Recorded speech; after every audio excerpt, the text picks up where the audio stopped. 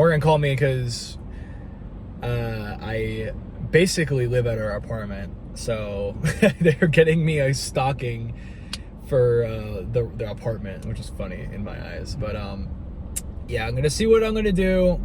We got bench. I'm really hoping to get incline Smith again. It's like a prayer every day. It's like if I can get both the one movable bench and the one Smith machine at the same time. The Smith machine's not usually that bad. It's just the bench usually. And then I'm just like, oh my God. It's like, it's going to be a good day. And I don't know. I really don't want to bench because then like most of the time like after I bench, I just have no mind to muscle connection whatsoever with anything else.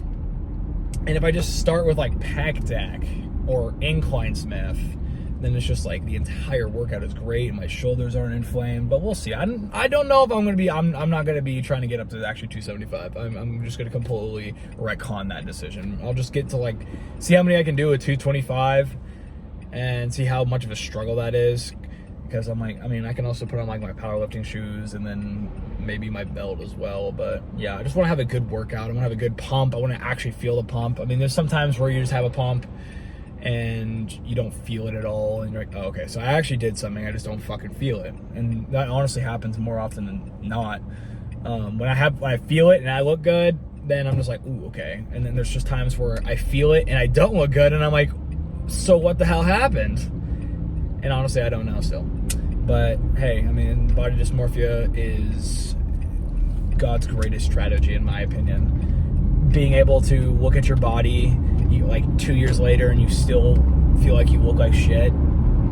Yeah, I mean, I still have a mid physique, but it's just like at least like a little progress, you know. And it's just like like I have more abs than I feel like I did before, but it is what it is. Anyways, I'm just gonna keep this short, so I'll see you guys then.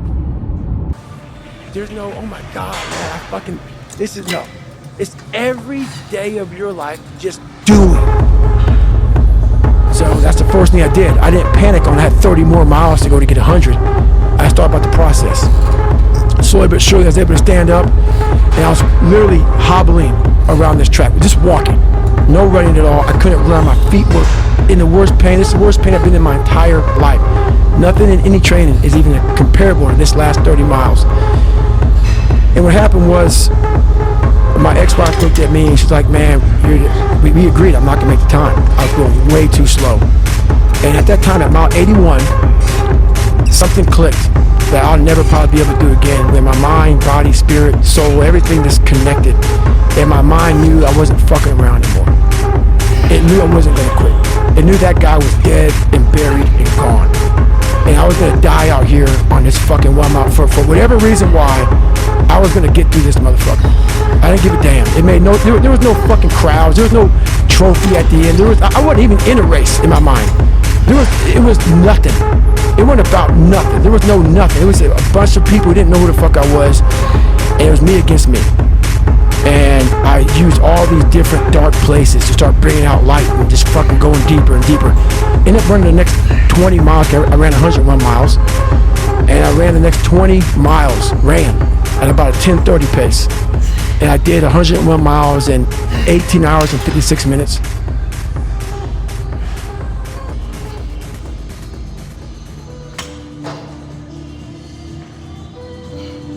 Look at me. All motivation stuff you look at on YouTube is fake news. Genuine motivation comes from anchoring in the feeling. What would it feel like for you to be a badass? Well, John, I think I would shower. I would go meet my friends. I would start my business. Linger in the feeling. There is no motion until psychic motion starts. If you want to play football, don't play football. Sit in your room and say, I am playing football. Imagine, use your mind, you're playing football, then go play football. You're about to podcast, imagine what's going to happen in that podcast, then go deliver.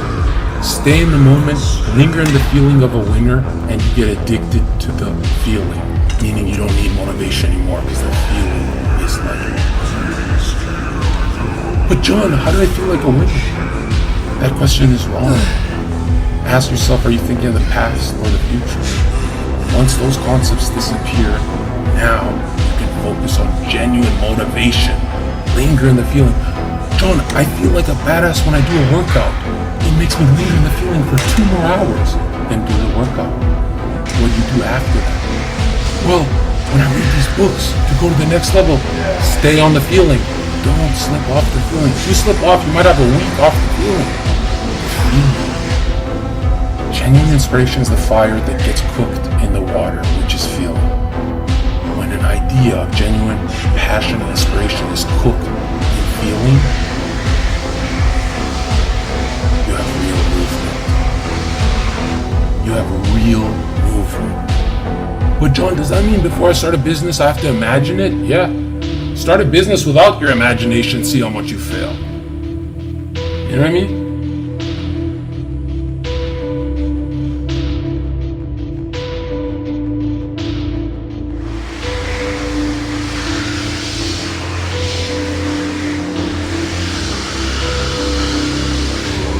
Yeah, there comes a day, man. Everyone's gonna have this day.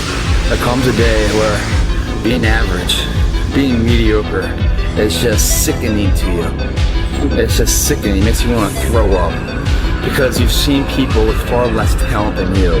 As you're growing up with them, their childhood buddies, whatever else, they didn't have what you had. Yet now they're fucking to become something that you haven't. There comes that day. It's either when you're young, you know, and it strikes you on the baseball field because you're sick of striking out. Or it's when you get fired from your 5th job, you know, and your wife and kids are on your ass and you don't know how to support them anymore. There comes a fucking day where push comes to shove. Where being mediocre, being like average and shit just fucking burns and sucks so much. You can't deal with it one more day. And you get off your fucking ass and you create something that's always been there. It's always been inside of you trying to come out.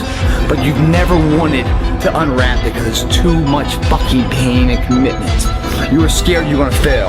You were scared if you started, you never finish it. You didn't want to tell anyone about it. You knew it was there, but you never wanted to embark on it. Until something fucking hits. You get fired or somebody else gets success, reminds you of what you could have been. And then the fucking spark is born. And no matter what happens, I'm never gonna be in this boat again. And you get up and you go, even if it gets knocked down, you just keep going, you're a wild man. And life has never been so sweet.